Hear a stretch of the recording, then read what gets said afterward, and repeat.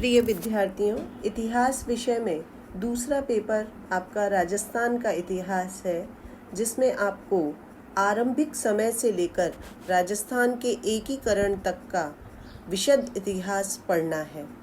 First paper की भांति इस पेपर में भी 3 यूनिट्स हैं, जिसकी पहली यूनिट में हम राजस्थान इतिहास को जानने के साधनों के बारे में पढ़ेंगे।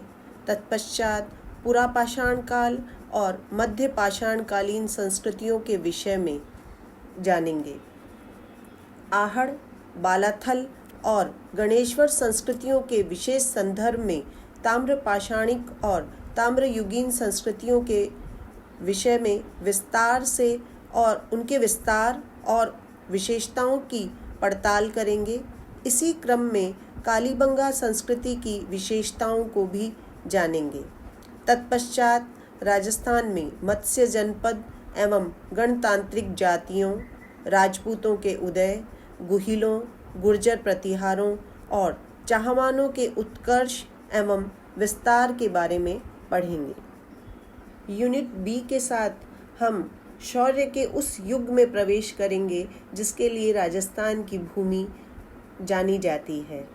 इस काल में राजस्थान में मुस्लिम आक्रमण हुए और राजपूतों ने प्रतिरोध किया।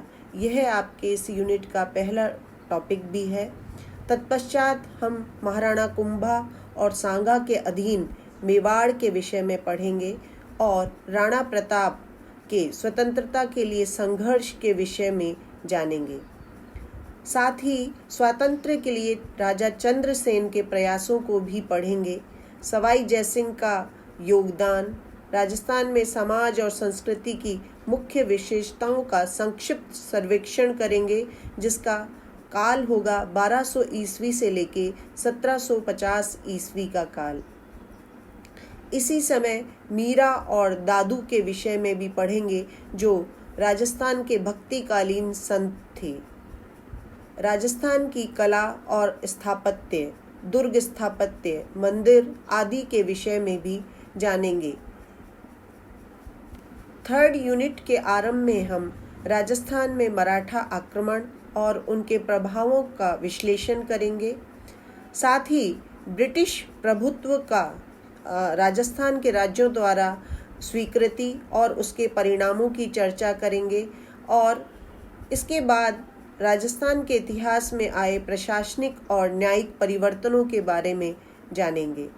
शिशुवध और सती प्रथा पर प्रतिबंध के विशेष संदर्भ में हम इस काल में आए सामाजिक परिवर्तनों के विषय में पढ़ेंगे। साथ ही आर्थिक क्षेत्रों में जो परिवर्तन आए, भू राजस्व बंदोबस्त जो नए शुरू किए गए, उनके विषय में पढ़ेंगे।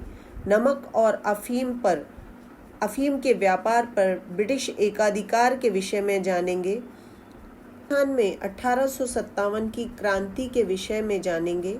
तत्पश्चात राजस्थान में आर्य समाज के प्रभाव के विषय में पढ़ेंगे। राजस्थान में हुए विभिन्न कृषक आंदोलनों और तीय आंदोलनों के विषय में संक्षेप में पढ़ेंगे।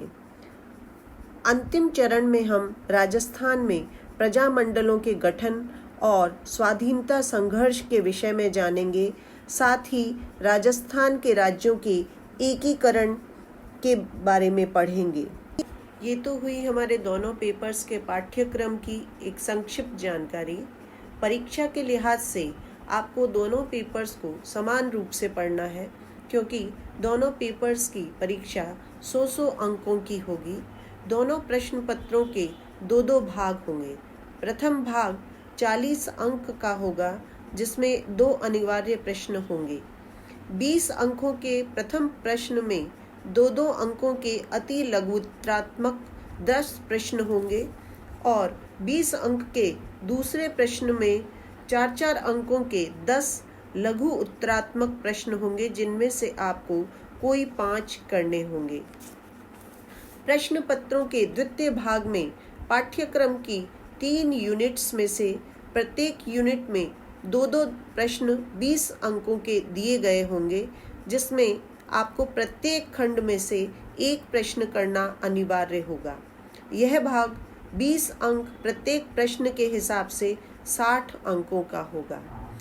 मैं आशा करती हूँ कि आप पूरी मेहनत और लगन से पढ़ाई करेंगे और श्रेष्ठ परिणाम हासिल करेंगे।